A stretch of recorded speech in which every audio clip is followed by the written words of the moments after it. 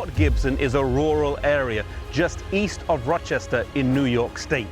It's a quiet area with many farms that dot the landscape. In the 1840s, there was a farm owned by Hiram Edson that housed some very important meetings and saw some key developments take place. Here, in the quietness of the countryside, let us take a walk down this particular part of Memory Lane.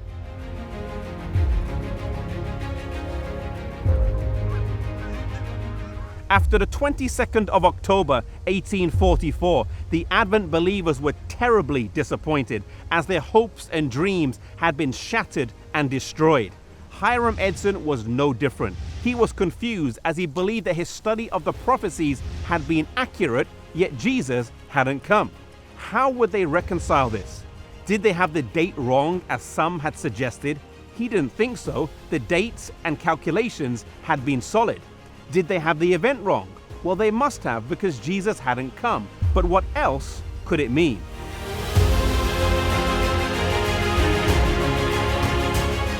Hiram Edson was walking through a cornfield one day soon after when he realized they had gotten something major wrong. They had been so focused on the parable of the 10 virgins in Matthew 25 as it seemed to match the events of 1844 that they had missed Christ's other wedding parable in Luke chapter 12. In Luke, it says that we must wait while we wait for the Lord to return from the wedding. He also realized that in Daniel 7, it says that the Son of Man would come to the Ancient of Days rather than to the earth.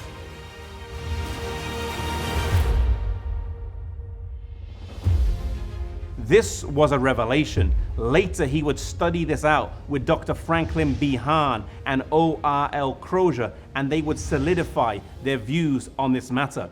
They saw that Jesus was not scheduled to come to the earth at the end of the 2300-day prophecy of Daniel 8:14, but rather he transitioned from the holy place to the most holy place in the sanctuary in heaven, beginning the work of the investigative judgment. It was Owen Russell Loomis Crozier who wrote the first issue of The Day Dawn in March of 1845 that explained the reason for the delay in Jesus' return and preserved the historicist framework of Daniel 8 and 9.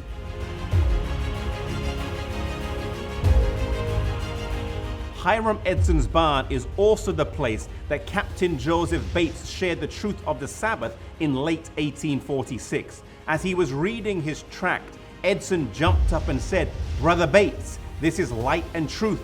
The seventh day is a Sabbath, and I am with you to keep it."